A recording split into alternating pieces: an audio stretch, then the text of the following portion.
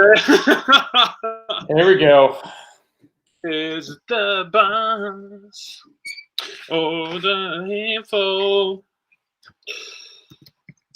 Okay, I think we're live. I'm going to double check. It says live. Bill. La, la, la, la, la, la. Are we live? I don't know. We are live. We are live. We're now officially live. So everyone, if you're here, we're here. We're live. Okay. 3, 2, 1. Welcome to BatYard's Finest, bringing you the finest of Batman, Superman, and more in pop culture. I am Josh from BatYard Productions. I don't know if I should have it on both ears or be able to hear myself, because I can't hear myself if I have both. No, I have the same issue with headphones like that. I cannot have dual headphones on because I feel like, first of all, I feel like I'm closed in, and second of all, I don't I had a lot of bad incidents with having stuff covering my ears and people sneaking in the room. They is this some childhood trauma shit, Matt?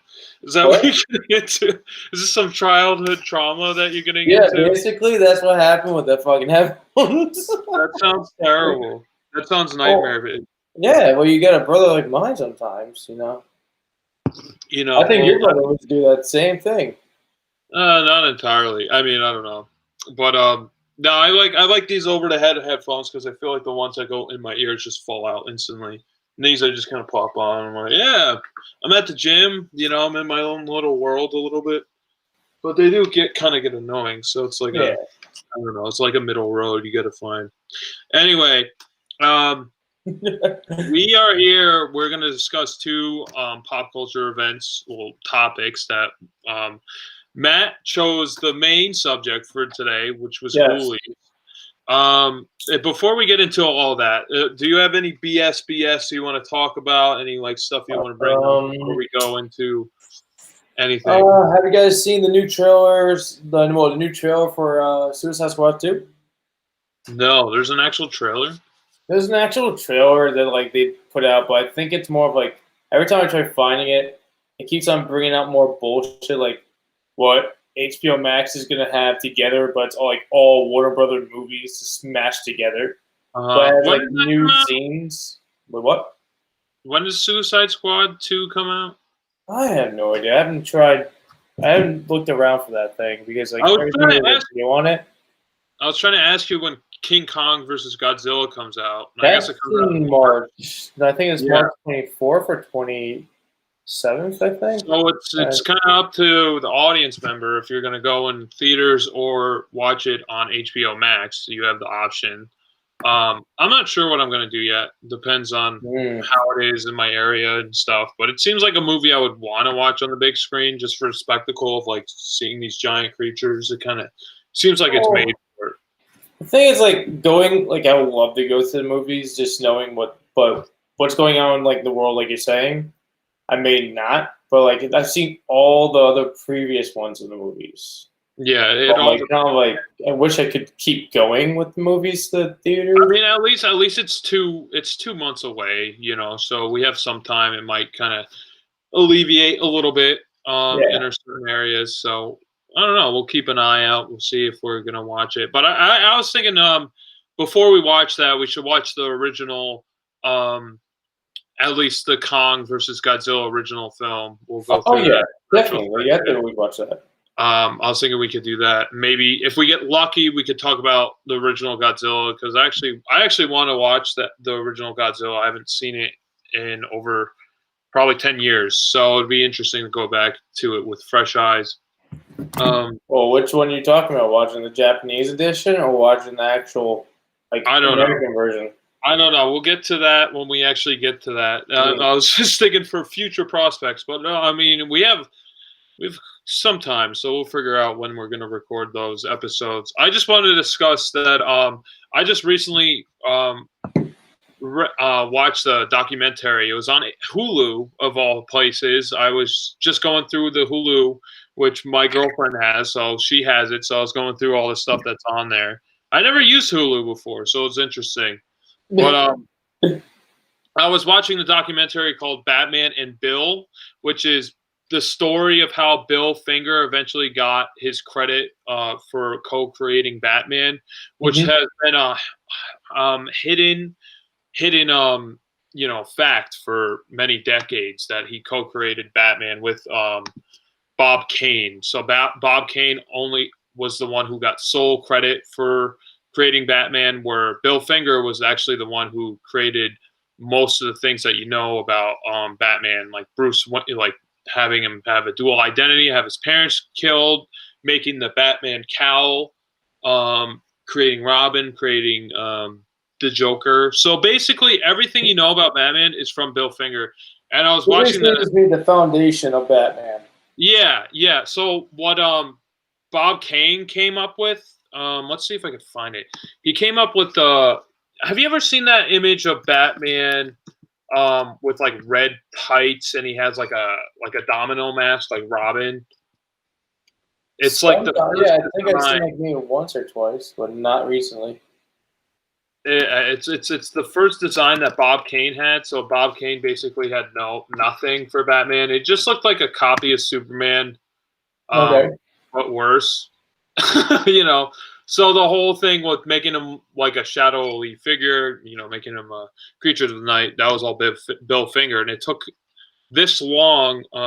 It took till 2017 for him to get dual credit of Batman. So it's like a comic book hidden secret for many decades. And I was thinking, I think we should just talk about that at some point. It was actually a really good documentary. I recommend watching. Okay, that sounds pretty interesting. Yeah. You have access to Hulu, right? I think you sent me a link so I can borrow it. Yeah. Let's. Okay. I'm gonna. Let me know if you see my screen. I'm gonna show the image of Bob Kane's. Yeah, your screen's coming up. Yep, that's it. So this is Bob Kane's Batman. So that's what Batman would have looked like without Bill Finger, and so it's basically nothing. It's like Daredevil with wings. Yeah, he basically has like I think he was inspired by the Da Vinci like flying concept that he drew back, I don't know, when was that? The 1400s. So he said that's like his inspiration. Okay, so he's inspired by Da Vinci's device. Yeah, so Bob Kane, basically, he died with some money, and Bill Finger died penniless, which he was the one who was the writer of Batman. So like, basically, Bob Kane would give his ideas to Bill Finger, and then he would sell it out like it was just his own. So it's a very interesting documentary, and it was really interesting. I would highly recommend it. We'll talk. I think we'll discuss that sometime in the near future, because it was pretty cool. Oh yeah, to answer your question, when Suicide Squad comes out, August 6th of this year. So that would be on HBO Max and everything? I believe so, because it was in the actual trailer for an HBO Max setup. Okay. Well, I mean, so everything Warner Brothers is going to be shown on HBO Max at the same time being in theaters. So, I mean, I think that's probably the best move, especially, with COVID. Who the hell knows what's going to happen? I mean, I didn't say that. I didn't say it. It rhymes with COVID. I don't know. The YouTube video's been getting demonetized if you mention COVID. You just mentioned it twice. Yeah, so I'm trying to. So if it like cancels each other out if you say it more than one time, sure. Say it one more time. It's like be demonetized. Yeah, exactly. Yeah, only twice. Not. Yeah. But so we watched a short cartoon from Warner Brothers Animation, Looney Tunes, which is a 1943 short called Super Rabbit. And I never seen this prior to yesterday. It's basically Looney Tunes taking a crack at the Fleischer Superman and just putting in, Bugs Bunny for the Fleischer Superman. Directed by Chuck Jones, who's this famous animator for Looney Tunes. He's 47th short film by Chuck Jones. So he had like some he had a lot under his belt at this point. So this is Chuck Jones in stride, and it was obviously filmed during the height of the war. So we'll kind of get into that, how it ends, which is I thought was one of the more interesting parts, because I was literally yelling at the. No, I wasn't yelling. I was just like, "What the fuck?" That's how it ends. So what did you think of this? Have you seen this before? Actually, I've probably seen it as a kid, because I used to watch like all those Boomerang like setup videos, like when it was like kind of like getting twisted towards Boomerang. I actually just watching, I was like, "What the hell is happening?" And like it's like. I love how he grabs all the carrots and throws them into a cigar box and just puts it in his back pocket. He's like, "These are my precious little cigars," and he just runs out. And he keeps flying, and he has to recharge himself with the carrot every single few minutes. Yeah, no, I kind of enjoy it. So the premise is a scientist creates these carrots that alter your powers. Basically, whoever ingests these carrots turns into Superman.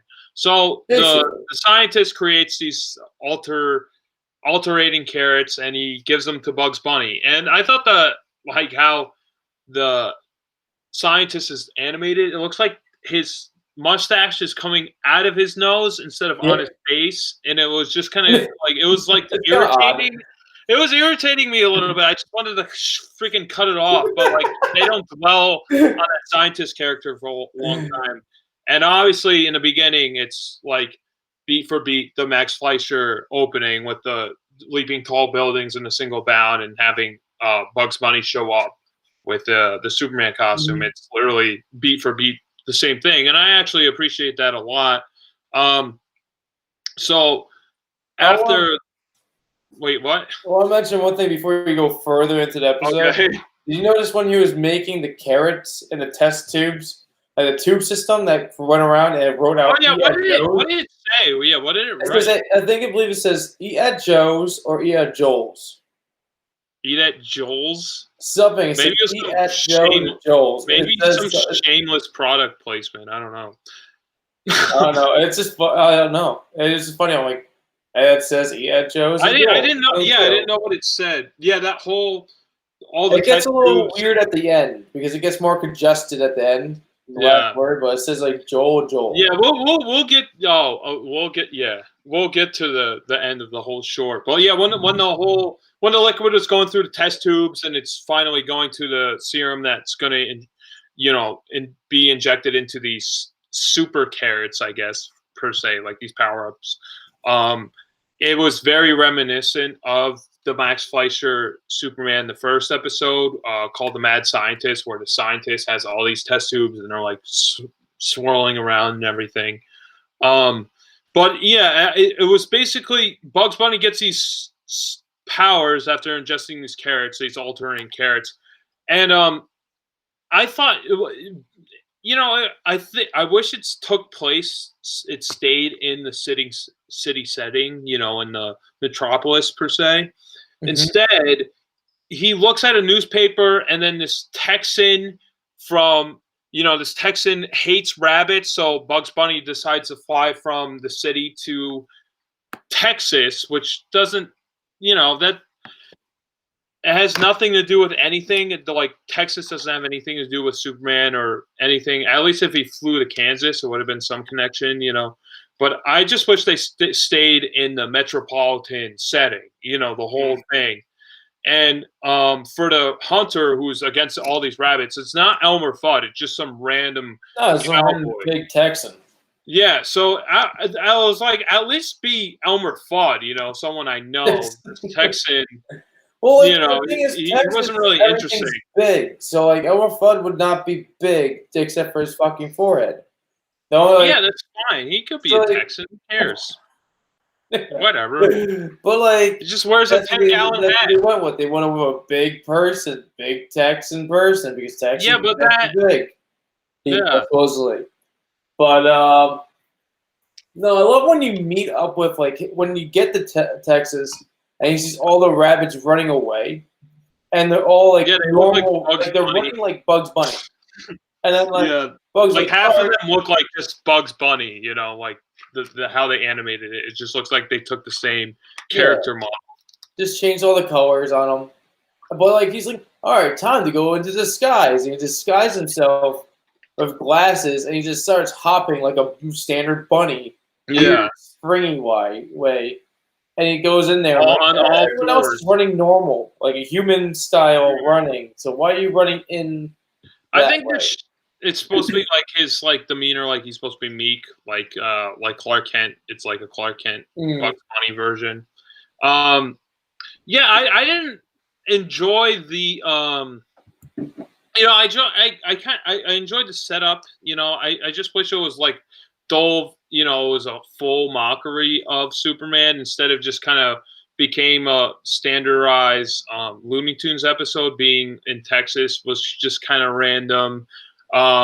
Then the Cowboys riding a horse, and then all the torture that Bugs Bunny is basically putting onto this cowboy character, he puts onto his horse, his steed, which had nothing to do with anything. It's just like this animal that's just he's just a part of this, this guy. So like he changes their clothes and all the, all the negativity that Bugs Bunny is giving towards the Texan is, he's putting onto the horse, the steed, who did nothing. He's just riding around. So I was like, what the hell? Come on, Bugs Bunny. I missed the flying horse that was up there beforehand. That was exactly the same horse. Wasn't even the same. It wasn't the same horse because that horse was brown and the second horse was yellow. Well, yeah. So Bugs Bunny's flying around in the sky before he lands into Texas, and there's just this horse walking in the sky. And he's like, "Oh, a rabbit up here?" And it's supposed to be like, subvert your expectations. Like, oh, a horse isn't supposed to be up here either. But that's funny because he reacted to the rabbit. But I just wish it kind of like dove fully into the Superman parody. It just kind of felt like a standard Looney Tunes. Well, that's That's how Looney Tunes is. They just bullshit around. Yeah, I know, but like if you're gonna take that concept of like making fun of the Fleischer Supermans, at least stay in that setting, and have like it would have been funny to see Bugs Bunny's like Lois Lane. What would that been? That would have been before Lola Bunny. So what would they have created at that point? And then at the end, so basically, Bugs Bunny's flying around, the plane's chasing him with the Texan, the horse. It doesn't really matter. And then so he drops the carrots in mid-flight, and he's about to plummet to the ground. But he's Bugs Bunny, so if he falls to the ground either way, without carrots or no carrots, he's fine because he's a cartoon character. Yep. But when he lands, the Texan and the steed are eating the super carrots. So you think this big outcome's going to happen, like they're going to beat up Bugs Bunny. Bugs Bunny just basically... He's like, oh, wait a second, fellas. And then he's like, I need a real Superman. Then he runs into the phone booth.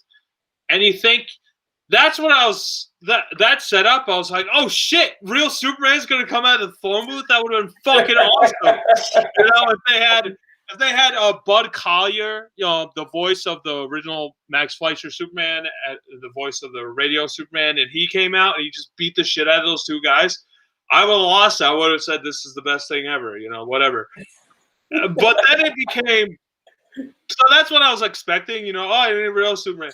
So then Bugs Bunny comes out and he's wearing like an army gear, and he's like, you guys can play games. I have a real war to fight or something.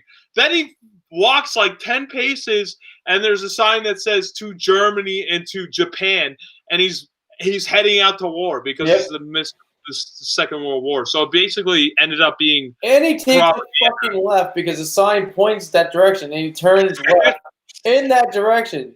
So he just keeps walking, and they just look at him like, what the fuck? I was just baffled by that ending. I was like, what the fuck? I mean, I guess like that's the product of the times, It actually, it actually made me... it was more admirable at that point because it was like, this is totally fucking World War II propaganda, but it's totally a product of its time. So it kind of has that history stamp on top of it, which I do appreciate. But I don't know. I was expecting Superman to come out. That's like I was like, oh, this has been perfect. You got tricked. That's basically you got tricked. I mean, Warner Brothers owned Superman and Bugs Bunny at the time, so obviously that's why they did. I mean, they still own both of them. I guess with a recent Looney Tunes show, I forget what the show was exactly called, but it came out like a couple years ago. They did a full-fledged Superman parody with Bugs Bunny. It seemed like it was a parody of the 1978 film starring Christopher Reeve, but with Bugs Bunny, and Marlon Brando and all that stuff.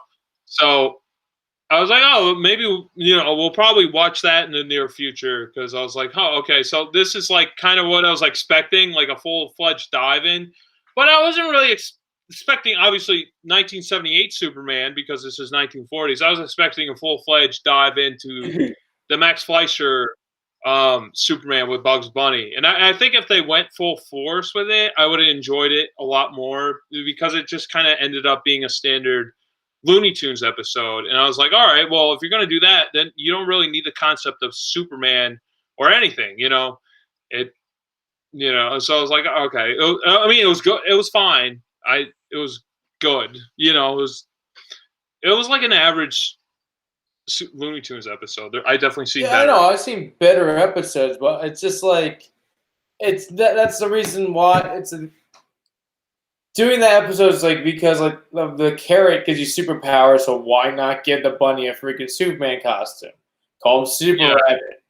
So why not? That's the reason why they said he's gonna get powers. Why not give him the suit? Then we're not gonna let's tease the little fans out there with the whole intro thing. That's basically it. It's a giant tease. They trolled you. That was the best. That was an early troll. I wouldn't even say it was a troll. I think they were just going like, oh, let's do Looney Tunes formula with this concept. So they just did that. They did what they knew.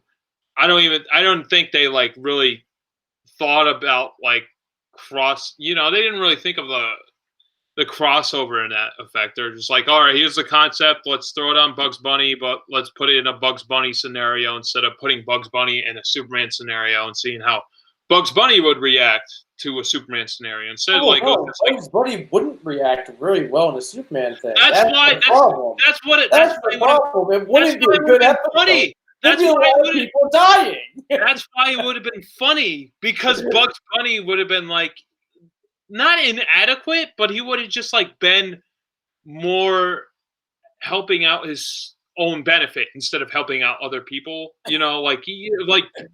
Bugs Bunny isn't as selfless as Superman, so it would have been interesting to see that concept with that cartoon character. I know I'm going full-fledged, nitpicking the hell out of this, obviously. But, I'm just saying if it was Bugs Bunny was trusted. Oh, Bugs Bunny, that train's going out of control. Stop it. Oh, no. And then he would just be like, I don't know what to do. He would look at it for 5 seconds and be like, this doesn't work. This is not going to work. I'm not going to do this. I think that would be more of I think that would be more of a Daffy Duck move, totally ignore it and just whatever. But I think Bugs Bunny would have stopped the train to try to make himself more of not a positive, but more famous, oh, I'm awesome, I just stopped this train. Yeah, everyone wants to be my friend. While Superman would have stopped the train and then he would have all these more of a fluke. So there's a fluke. Yeah, I feel like there'd be a fluke if he says, I can't do this, he'll go somewhere else, accidentally cause something to happen, and it stops the train. And they're you see what he did? You see what that happened? I just wish they went full force with the Superman parody instead of kind of they kind of half-assed it. That's why I'm like, meh. But it's definitely obviously a product of its time, so they didn't really know how to do that yet. I kind of put it on the time period because, say if they're I was talking about, it seemed like they did that full Bugs Bunny Superman parody in recent times. I think I forget what the show is called, but it was like a more modern Looney Tunes, which it actually made me more interested in seeing that, just kind of at a contrast of what this would have been. But the Max Fleischer Superman, I just think is, it's very iconic.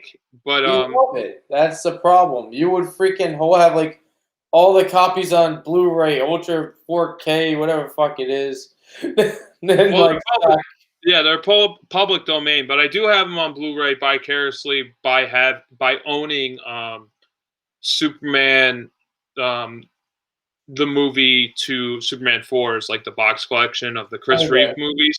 And as special features, they had these Looney Tunes episodes, and that's how I found the Bugs Bunny one. I didn't watch it until we're doing this discussion, but they have those, and they have the Max Fleischers on Blu-ray for a special feature, which I find cool. I'm like, oh great. But even though you could find the Max Fleischer Superman for free on YouTube or anywhere because they're public domain, it's a very interesting thing with copyright in Superman and it's weird. All this legal allegation. It is very weird. Oh, it is very weird. I don't know anything about law. It's like free to the public, but you can't get a Mickey Mouse. Yeah, Mickey Mouse is weird too because the animated, I think Steamboat Willie just became public domain like a couple years ago. Not that long ago, but they prolonged it so long that even Steamboat Willie was still owned by Disney. And I'm dizzy thinking about Disney. Steamboat Willie. I'm gonna look it up.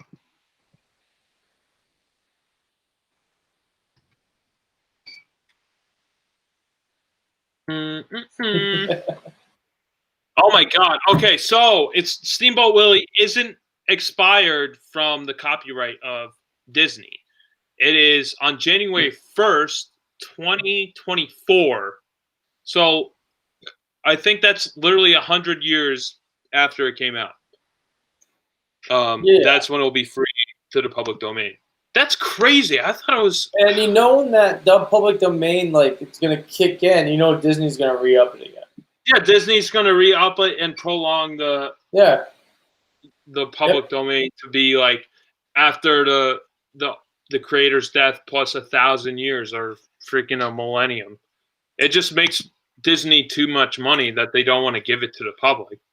That's why public domain is such a weird thing. Weird concept, weird setup. I mean, that's why all these classical, like Mozart or Beethoven, anyone could record those and sell them to the public, and you don't have to answer to anyone because all these classical music, all this composers' creations are free to the public. So they're not under any copyright law, which I think Happy Birthday is under a copyright law, which is interesting. I don't know. Who owns Happy Birthday?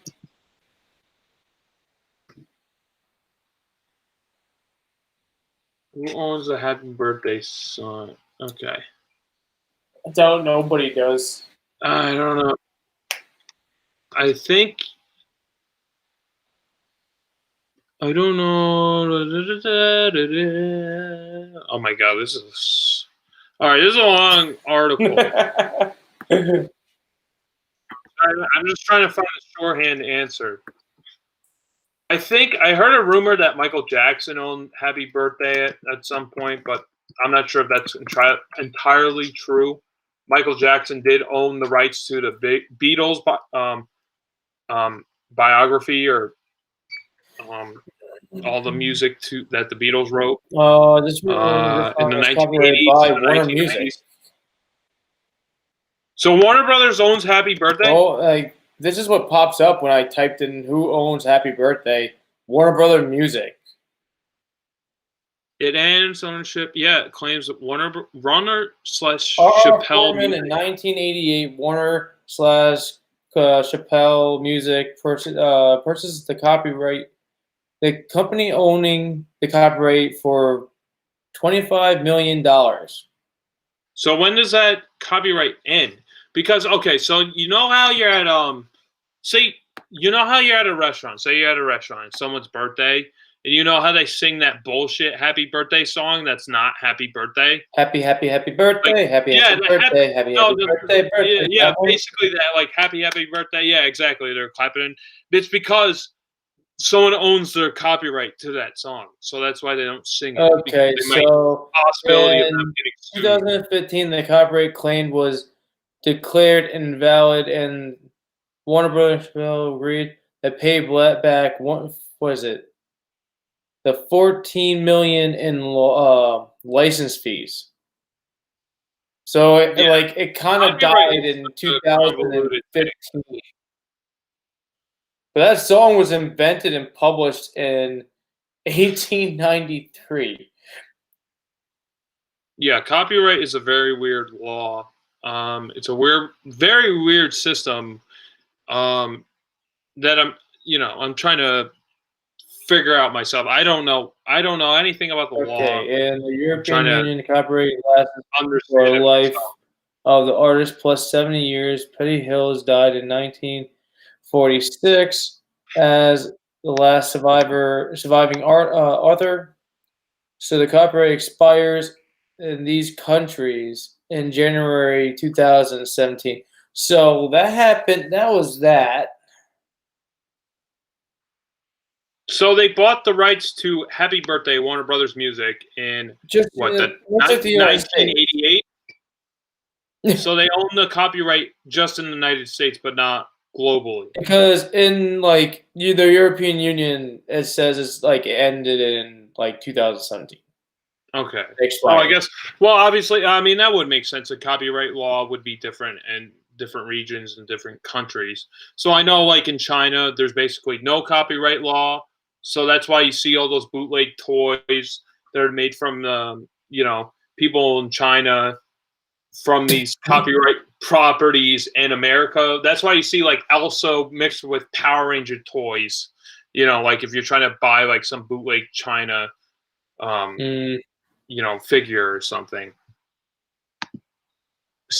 It's very, I don't know. It's an interesting thing, and we're barely scratching the surface. We don't know really anything about law. We're just trying to discover it ourselves. They're just dummies. Yes. It's a very convoluted, complex system. But the more you know, the more you could, you can get by and understand. Use it. You get by and understand exactly, and use it for your own benefit, and not get sued over using these other public works. That's why it's, especially being a creative person, it's good to know what you can and cannot use. True. So I guess since we went into that rabbit hole of public domain and who owns what, I think we're ready for our main topic. And hi, Dad. By the way, I was trying to type something, but I don't know, it's not working. So Matt, what's up? You introduced me to this film, so I think it would be more than acceptable that you. I introduced this movie as not a good movie, but a movie we would watch because it's just so weird and different. So for this film that we're going to discuss, what is the title? What is the basic synopsis? Okay, basic synopsis and title. Okay, this movie is called Ghoulies 2. The synopsis is that there are these demons that get summoned by this special ritual that you don't get to see because this, say, screw it, we're just going to skip it. And you see a priest trying to kill them, but he ends up dying in the midst because he can't, because another demon he didn't capture knocks him to a barrel of acid. The demons get to travel to his, a freak show, sideshow, carnival setup. And he hops into a semi-truck that breaks down. That's part of their main contraptions called, I think it was Satan's Lair or something like that. And they go there and they wreak havoc in the carnival. Meanwhile, they have what? No, go ahead. Meanwhile, everyone thinks, they end up the Satan's like a lair or something like that. Whatever the carnival's the tourist attraction is called. It's actually just a broken down horror like house that sucks now. So they end up taking like just making a home there and making it more interesting and making it more of a name. And there's a business guy that comes in saying, "I own this place. I'm basically gonna find out who's making the least of the most money, and who's ever making the least, I'm firing them and getting new people." And the Saint Lair was on the list of getting fired until these demons took over the show and made it more interesting in the first night by trying to kill a bunch of people. So the main thing is everyone's trying to get, at the end of the movie, everyone's trying to get rid of these demons that's running around. I couldn't put it better myself. Yeah, I couldn't put it better myself because, to be honest, I almost forgot this film. I remembered it, but I forgot the specific details of how this all came to be, how these creatures came out. Because unlike Gremlins, these are like extra dimensional creatures that are summoned through a book. Yes, they had to be summoned into this world by. I don't like the first movie because the first movie is just weird and just kind of like It doesn't feel like a good movie, but supposedly it's one of the better ones out of the 4 supposedly that's made. But like this one just felt like more fun and just stupid. But it kind of slow in the beginning until it gets to like midway point when shit's going down in the movie. Josh is like, I don't know. No, it's a very brisk film. It doesn't overstay its welcome. I do enjoy it more than I dislike it. When I watched it, I don't know what I was expecting. I think I appreciate the effects and I appreciate what they're going for. And you know that setting at a carnival, I always had that in the back of my head. That would be an awesome setting before I've seen this movie for horror film. So I definitely appreciate them taking the carnival setting and going full force with these little creatures making havoc. It's definitely the perfect setup. I do like the designs. It's just it's a very B movie. You know, it's not. You don't expect Gremlins quality with this film because Gremlins is like the highest bar of creatures making havoc out of any film ever released. That's like basically saying you're expecting like a shark film to be like Jaws. Jaws is the highest peak. You're not going to get better than a Jaws film for a shark film. So it's basically the same thing. Like Gremlins is here, Jaws is here, and everything that came after it is never going to hit that peak of being that great. You know, nothing's going to surpass those movies in that genre.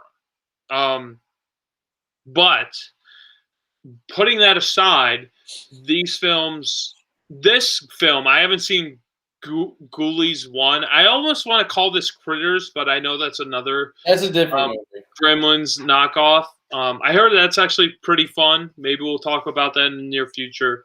But yeah, I did appreciate what they did. And the stop motion in this film, I thought it was actually really good. I thought it was very believable, and it didn't look like the stop motion in this film is better than the stop motion in Ghostbusters, because the stop motion in Ghostbusters doesn't look that great. But to be fair, there's a few shots in Ghostbusters where it's stop motion. Like in Ghostbusters, the scene where the terror dog lunges at Louis Tully in the hallway in his apartment, it does not look good. It doesn't look good for the time when it was released, and it doesn't look good now. It looks okay. It's fine. It's passable. But the whole time in Ghoulies 2, I just want to call this Ghoulies, but I haven't seen Ghoulies. I heard this was a superior film. They're Ghoulies. Just go with it. Yeah. Just say so it. With Ghoulies 2, the stop motion, I thought it was actually very superb. I thought it was really good. I thought I would put it on almost the level of Star Wars stop motion. And Star Wars stop motion is the best stop motion I think I ever seen. Yeah, I think it is. With the Rancor and the Tauntauns, that stop motion I think it's the best stop motion I've ever seen. If you disagree with me, that's fine. I know Right here, Willis what the O'Brien. hell? What's I going know on? Will. Hold on. I know Willis O'Brien. Was the granddaddy, the great granddaddy of stop motion. Known for Lost World, King Kong, and future projects, such as Mighty Joe Young, which he animated with Ray Harryhausen, the great Ray Harryhausen, one of the best stop motion animators of all time. I think Star Wars stop motion is the best stop motion. I don't know if you disagree with me, that's totally fine. But I think it's the best stop motion I've ever seen. With the AT-AT walkers, the whole Hoth battle, that's all stop motion. And it's like you don't really think about that when you're watching Star Wars. I know I'm going on a tangent about Star Wars, but the stop motion in the Hoth battle with the AT-ATs and ATSTs, the chicken walkers, I think is superb. Yeah, Phil Tippett. what would you like? At that time, there wasn't very good CGI set up. So, like, what would you expect them not to There was use? no CGI. That's what I mean. It's all great. stop motion. And it's all physically there. That's why I appreciate stop motion more than CGI, because I physically see it and it looks physically real because it's reflecting off physical actual light, like it's hitting an actual solid object instead of a creative CGI creation reflecting off artificial light. It's real. You don't have to fake it. So going on that tangent with stop motion, I think the stop motion is really great. Yeah, I think it's really excellent. Better than Ghostbusters. I enjoy the puppets, but like after watching the behind the scenes of what we were watching that after the movie, of them discussing how they didn't like. Usually, when movies like to make a sequel of a stop motion movie, they like to like make new animatronics or make a new skin for the animatronic that they're using, and like fix it up. And these guys literally just took the original puppets. They just reamped them. Yeah. What? They just reamped the. Yeah, they just took them. They scrapped them down to like the foam piece and just repainted it, added new fur a little bit, and patched up holes that they had from like the original movie. And then he's like, "All right, they're good. Send them out there." So they're kind of like a little bit like, let's say, more torn up and set up, be more like grosser for this movie. Because we had that one, what is it? That one puppet scene with the little monster from the Black Lagoon kind of style little guy. And he comes out of the water after he attacks the clown in the freaking. Oh yeah. There's like a part he comes up out of the water and he looks gross. And they shot that twice because we had like a different. If you go in the deleted scenes, they redid it and it's more gruesome. For some reason, they have a bunch of gruesome scenes in the deleted scene that they didn't use in the movie, and it comes up all bloody. Because it was actually, I wish they kept those because it made the movie. It enhanced it better.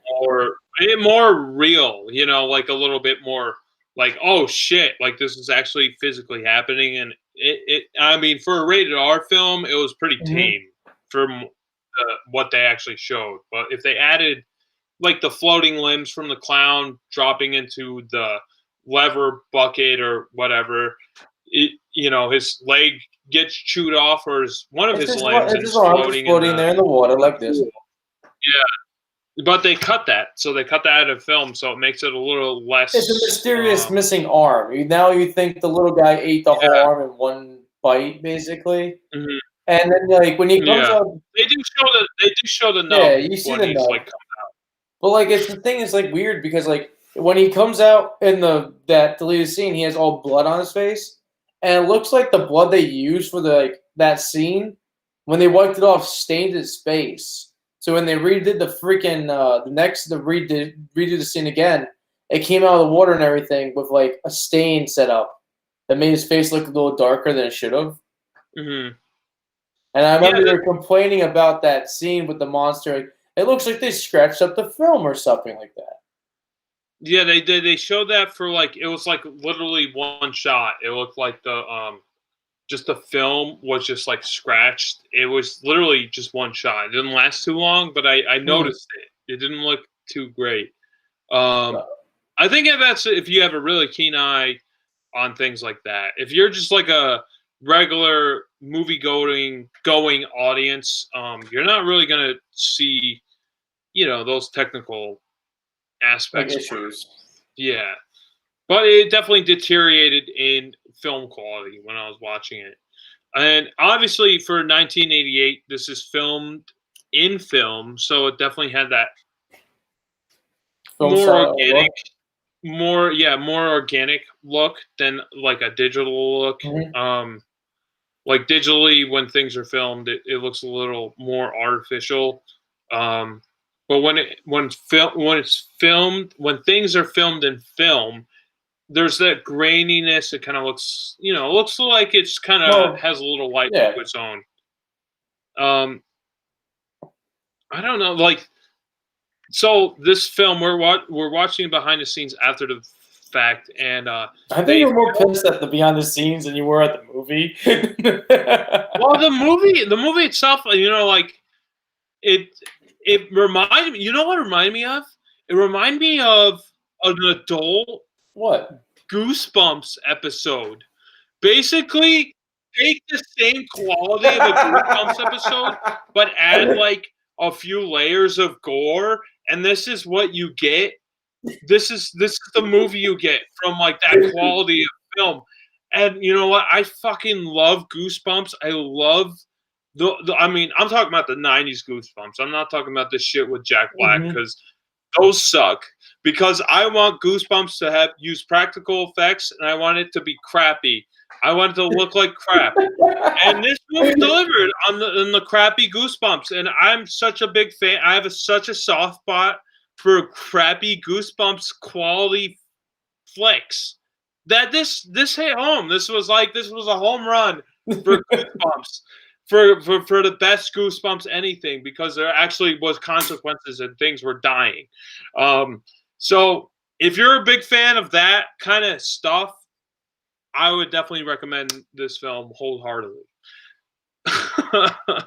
So you had more of an experience with Ghoulies 2. You've seen Ghoulies 1. How does this compare to the first one versus the second one? They're two different settings. That's the problem. It's two different settings. Like you got the carnival in the second one, and the first one is like a haunted. It's like a house, and you get like these college kids go to this house that like this one guy's parents that passed away owned, and he's now living in the crap. And he finds this book, then he like reads from the book, and he summons these creatures, and he's like, "Oh," and then he's like, "Wow, I did this crap," and they start one just like starts making a mayhem just everywhere. I don't know, it's just like stupid. Right. And like he killed like the monsters kill all of his friends, and they make then he's like he finds out he's like a sorcerer. Like he's like And this at is the least first one? this is in the first film. Okay. He like supposedly he finds out he's like part of like a legacy of like of sorcerers and shit, and he would summon these creatures, and that's why he has this book in his house. And he didn't know it until he started summoning more, and he would like kill his friends but resurrect them under his little power. But they wouldn't do anything. This So table. the guy who summoned the Ghoulies, was he a priest like in the second film, or what was he? The priest in the second film is just a person. It was a He's not the same guy as the first movie. No, he was not in the first movie. He was just Okay. a priest that knows his cult group is doing weird shit, and he doesn't want that to happen. And he realized they summon demons. I heard this one is the superior film out of at least the original two. Mm-hmm. I haven't seen any other besides the second one. Supposedly there's four. Before you continue, I want to say the stop motion animation. I know I was talking about the stop motion animation, how great it was, but this stop motion animation is better. Better comparison is better than the stop motion animation in Gremlins. So this stop motion animation, it came out 3 years later. 4 years later, because Gremlins came out in 1984. This came out in 1988. This has a superior stop motion than Gremlins. Yeah. I would definitely say that. If there's if you're trying to level them out in scale, this has the better stop motion effects than Gremlins does. And Gremlins is the best of the best of what you're going to get with this kind of flick. So if it has better anything than Gremlins, that's a plus. That's a good plus. Yes, that's a good recommendation. Yeah. So go ahead. Sorry. No, it's basically the priest is always something different than the first movie. So it's just the first movie just felt just weird. It should have had a good concept, but didn't really have a good concept to me. And it was it just made it look like this bratty college kid just looked like a dick even more. That's what happens. But the one thing that shocks me when we're watching behind the scenes is that they actually built the carnival in that the studio. Yeah. They actually had a warehouse studio. And they're like, oh, we're gonna build a whole carnival because we can't find a carnival just to borrow and rent for a few days. And they had to go through all the legal fees of trying to rent. They talked about how the carnival rides had to be rented and leased out. They couldn't grab certain ones due to people were in line for that carnival ride to go to their carnival. It was really weird. And then I remember you just looking at when we're watching behind the scenes. It was none of the real main cast except for the main female role. And you're just like, why are we watching? Why are we listening to these people talking? Because they picked stop motion. I can't talk. Animator. Not the what? The animator. Yeah, the animator and the lead actress role, and it was kid, random. This random kid that gets shot slime onto. But he does a kick to some. He does some karate kick, and apparently he has a go today in modern times. It was very random. It was out of all the people you want to pick for the flick, the girl would have been that was a solid choice. Obviously, doing the puppet creator was a good obvious choice, but the one kind of throw off was this kid who didn't have very many lines. He might have had 2 or 3 lines. But actually, his perspective was pretty interesting because they filmed in Rome, Italy, because it was cheaper than filming in the United States. So when they filmed this movie, they filmed it in Italy. And basically, all the extras you see in the background of the film are all Italian. So I kind of noticed that when we were watching it, that the people, they were just kind of opening their mouths. They weren't really saying anything, but the stuff I was hearing was English. And it looked like they didn't know what they were saying. So I was like, oh, that looks dumb. Yeah, remember the time when they're doing the punching bag thing? When the guy was punching the bag, and their girl's tossing, and he's what do you want, sweetheart? And she's that one. It was so stupid and writ because they probably couldn't say that much English. So it was just whatever we can get out of you. Yeah. And well, you've been to Italy. How is it there? Is there do a lot of Italians have the secondhand language of English, or is it only a select? It's it depends where you are. If you're in a tourist contraption like Rome or Naples or Venice and that stuff, they're gonna have it. They're gonna have a few places that know English.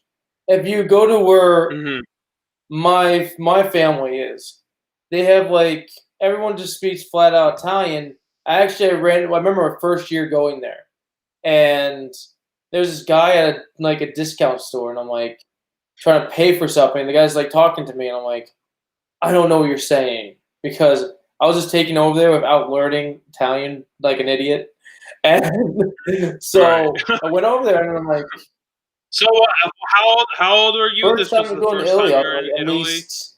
Oh, yeah, I was 18. 18? It was weird. Just I went there and I said, okay, going in the store and thought I can just buy it. I thought you'd just say oh, I need €1 or something simple. He says something to me. I'm excuse me? And he's oh. and he switched up to like at least the most English he can say to me. And I'm like, all right, I'm gonna keep coming here because I know you can speak English a little bit to me. Yeah. No, that's cool. I like that. That's an interesting interaction. I never been outside of the States, so being in another country is it's interesting to me because it's good to have those different experiences and different it's a little weird. Like they're not gonna be dicks. They will be like will look frustrated. Like he came here. Yeah. He's another one that doesn't know how our language is. Got it. But they will try to figure something out for you. Yeah. They'll try to. Can you would it be beneficial if you go and like draw something out and go like, I want that? I was like, no, the thing is, like, I'm in a convenience store, so I can pick up, like, I just want this item. That's it, and put it down. I don't need to draw, but like, if I was at like some kind of like different store that I can't really find the item that I want directly, quickly, then I'd be drawing. I got you. Okay. Yeah, at some point, I am gonna leave the States. I want to do it before I'm 30. We do have a place in Italy. If we set it up right, we can take a fucking vacation. It's a small apartment place, but that'd be really cool. Maybe we'll do like I don't know. Well, like a small documentary. We'll just have GoPros or something. That would be fun. That would be super fun. I'd be totally down for that. Yeah, we done little GoPro trips. I haven't used my GoPro a lot. We've been to Block Island, which is off the coast of Newport, Rhode Island. That was fun. But what I filmed, I had it on my chest, so it would have been better to have a headpiece. We're riding bikes across this island, and basically all the footage I was filming was the ground of my bike, because of my chest. Yep. So a headpiece for bike riding, if you're going to do a GoPro bike riding extravaganza, I would definitely recommend a headpiece. Yeah, so instead of filming the ground. Yeah, but going back to Ghoulies 2, the creature design, I like a select few. I like 3 of the designs at least. There's like a reptile-looking one. Which one? You mean the fat one that crawled? Yeah, he looks like an alligator. Well, okay. I basically like every single design besides the aquatic one, who just has a round baby head and then like a creature from a Black Lagoon body.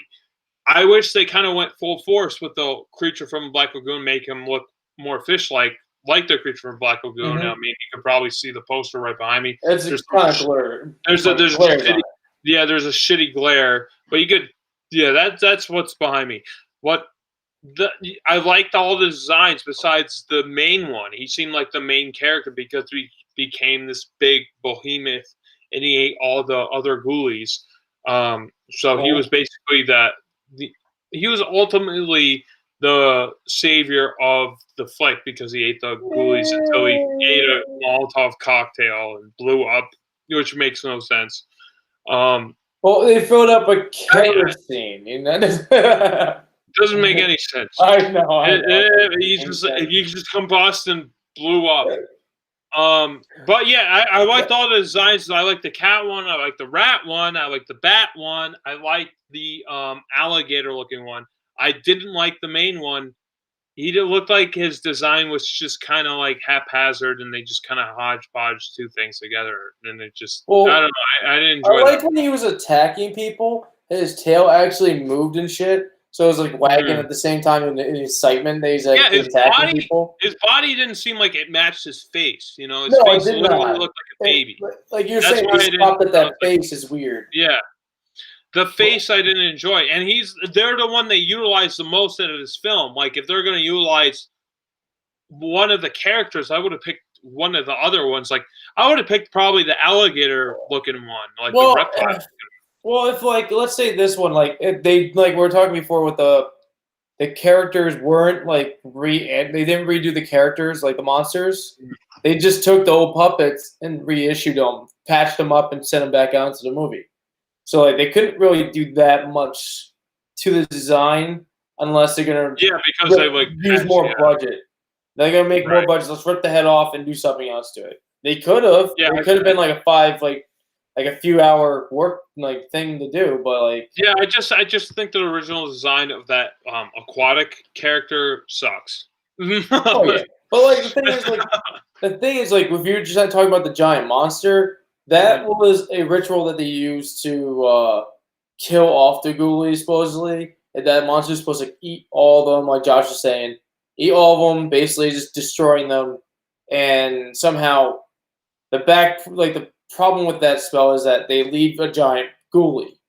They have to destroy the giant ghoulie. So that's like the downfall of that spell. Like Josh said, they blew him up with a Molotov cocktail and a monkey outfit.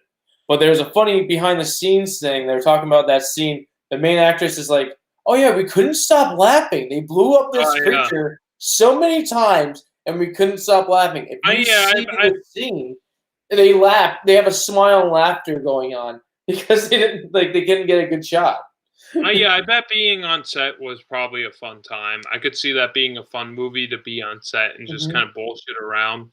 And being in Rome, that definitely adds like another element of just kind of like, I wouldn't say authenticity because they're trying to portray this as being in the United States. Yep. And the main person who is basically the son of the owner of the company who produces this carnival whole extravaganza, he looks like a young he looks like a young Clamp from Gremlins 2, who was played by John Glover, and he kind of looked like the same kind of thing. But I think this came out before Gremlins 2. I think Gremlins 2 came out in 1990. I want to say 1992. I think it was a year after. I'm pretty sure it's a year. I'm gonna look it up now. I'm doing that right now. Gremlins 2, the new batch. It was either 90. No, it's definitely 1990. All right, I thought it was 2 more years later. Yeah, because so the reason why I say 1990 is because they have like a Batman 89 joke in it, so I was like assuming it would just be the year after, which kind of works. I guess I'm right. So, yeah, there's not really much more I want to say about Ghoulies 2. I'm just gonna say this: the death of that one character on the toilet is pretty fucked. Oh yeah. I don't even remember the. He was like the son of the owner's name. He's the son of the owner of the actual company. His character. He's like he was the main antagonist throughout the whole film. And he hires security, and they don't work at all because they just don't know what to do. They have shotguns. They don't use them because we have heart and morals that we're not going to shoot citizens. Throughout this movie, remember when he's like, "What are you doing? You're not even doing your job." The security guard when they go into Satan's lair. Oh yeah, he wanted the security guard to shoot our hero in the chest. So, by the way, our hero, he is one of the bikers from Pee-wee's Big Adventure. So, he's like the main biker from Pee-wee Herman, not the biker gang, but like the bicyclists, like the freaking 90s freaking DMX shit or whatever. He's one of those kids. He's one of the kids who show up in the beginning of the film where they're talking about how Pee-wee's bike got stolen. If you haven't seen Pee-wee's Big Adventure, I apologize. It's the best I could get with connecting this actor. Josh saw it in good movies to make this movie better. Yes. Pee-wee's Big Adventure is probably one of my top 10 movies of all time. It's up there. It's definitely up there. I would say top 10, top 15. It's up there. But the screwed up thing about that toilet monster is that the big monster never ate it. So now there's a random ghoulie just showing at that carnival, that abandoned carnival. Oh yeah, that's what sets up Ghoulies 3, which I can't find it. I don't know. There's a third and a fourth one. There's Is Ghoulies 3 good? Are they good? I haven't Are seen them. they I'm any gonna find good? them. Oh, I'm you gonna haven't find seen them. them? Oh, okay. Just like, don't bring it towards me. Though. Well, I was gonna say, if you like this film, Matt, and I would say you would like Superman 3 because Superman 3 is not a good movie, but it doesn't have ghoulies in it, but it does have some random weird shit in it, which kind of makes it great. So if you like these kind of B movies, Superman 3 is like kind of in a B movie tier of Superman films because the first Superman film is a masterpiece. Second one is still good, but it's still on the same kind of tier as the first one. I personally I don't think it's as good as the first one because there's a whole complication with the movie directors and Saul Kynes, who are the producers of Superman 1, who fired Richard Donner, who is what made Superman the movie 1978 film starring Christopher Reeve a success, and they got rid of him, and they decided to get the Beatles director Richard Lester. So anyway, it's a whole knotted I thought 4 was the thing. worst. 4 is definitely the worst. 4 is 100% the worst. 3 it's still like half and half. It's still good. It's definitely also Superman the movie is up here. Superman 2 is probably like right underneath it, like here. Mm-hmm. And then Superman 3 is like here. And then Superman 4 is like here. So just floor level. it's definitely 4 level, but it's so stupid that it's great. It's the effects deteriorate each movie. Okay. Besides Superman 2 is pretty good. But yeah, so we'll have to talk about Superman 3 in the near future. Okay. We haven't even talked about Superman 1 or Superman 2 on the show. I talked about Superman 2 with Leah, just doing a regular BatYard Productions review. So eventually Matt and I will talk about Superman 3. But I would give Ghoulies a 6 out of 10. Just out of a arbitrary rating system for me personally, I would give it a 6 out of 10. It's above average because average would just be boring, middle of the road. It's still entertaining. I enjoy the practical effects that they put into this film. It's not anything great, but I would watch it again. I would still watch it again. Like it was a Halloween season, someone put it on.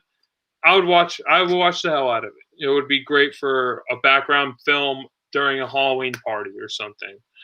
And I love the setting. I always thought this setting with a carnival for a horror film would be perfect. If they did a carnival, we're gonna watch Clowns from Outer Space. I seen half of the Clowns of Outer Space, and I thought it was really stupid. But what I would be willing to give it a second chance. I thought it was really dumb, but I was gonna say, talking about clowns, that this setting with a carnival, some foreign antagonist taking over a carnival would be a perfect setup for basically a Joker versus Batman film.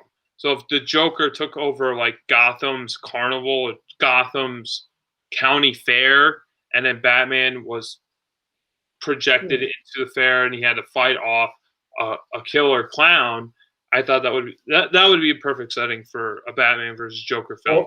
Well, which they kind of do. Like killing joke though, in a way, like a theme. It was a more theme park though. They do it a little bit in the Killing Joke, and they do it a little bit in Batman: The Dark Knight Returns, written by Frank Miller. Is that with the hulking like Batman and the weird like he looks more fancier Joker? He's like older. He's like older. The Joker's wearing like a white suit. Yeah, his face is more defined looking than standard. It's basically what Ben Affleck's Batman is based off of. Is based off of that Batman from that era. But if they did like a live action nitty gritty Joker in a carnival, I be totally for it. That I think that setting with the Joker and Batman is perfect, and I Well, wish it feels like would they kind of utilize missed that. it, but we'll see what happens.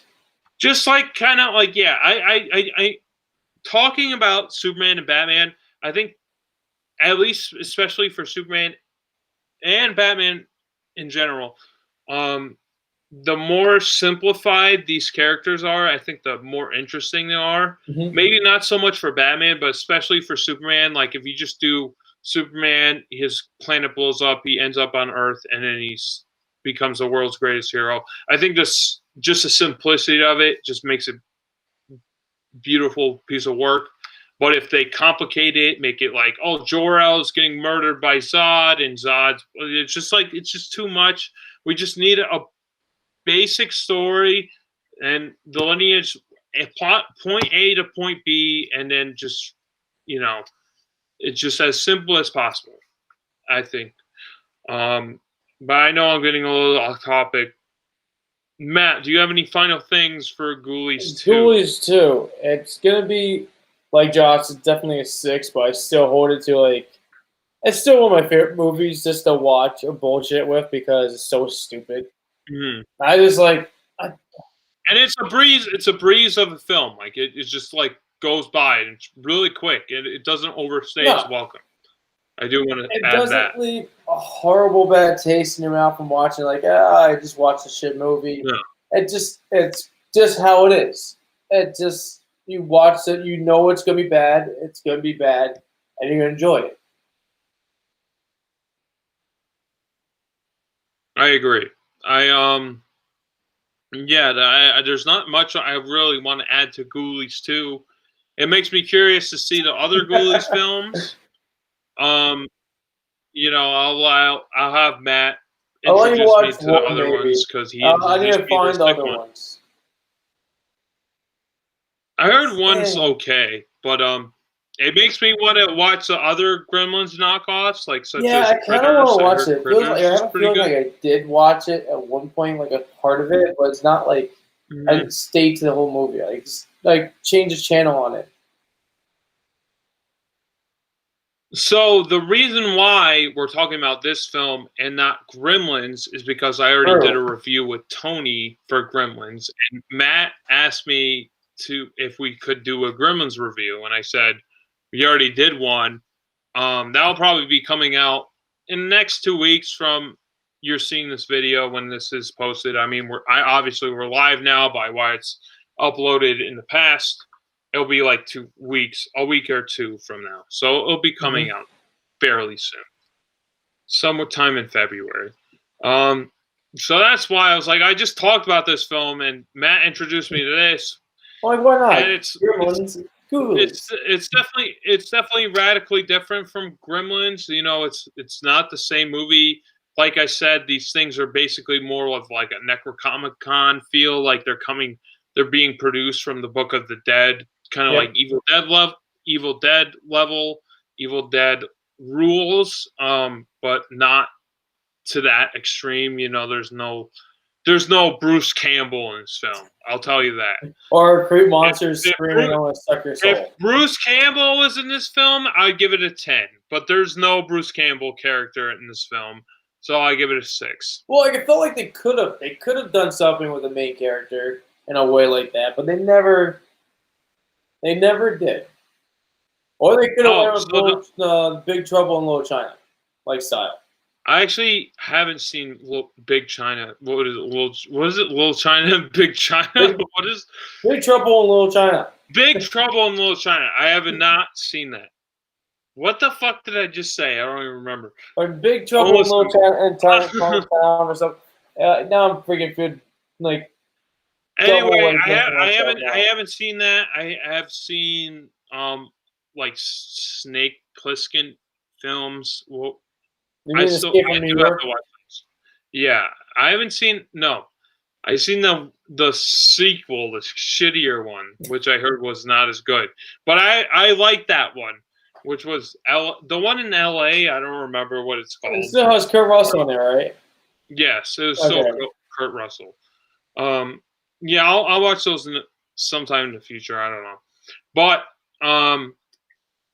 I think Matt, since you have access to Hulu, I think the next film I am going to recommend to you is the Bill and Batman documentary from 2017. Okay, so I have to watch that now. I just watched that I watched that 2 days ago over past weekend. So yeah, it's pretty fresh in my head. So I was thinking we could do that. Okay, and I know you're gonna probably watch it another 2 times, so you can get all your details. Yeah, And I'll watch it at least one more time. Like I think like we did with today's episode, we'll start off with like a short segment like we did with Bugs Bunny. We'll put on something else. I don't know what that something else will be. But you'll find out by next episode. So Matt, is there anything you want to say before we close this episode? No, not at all. I don't have anything else. Okay. This is always the struggling part where I forget how to do the outro. That's always our issue. Especially while I'm drinking, that doesn't help either. But we're going to try our best because we are professionals here.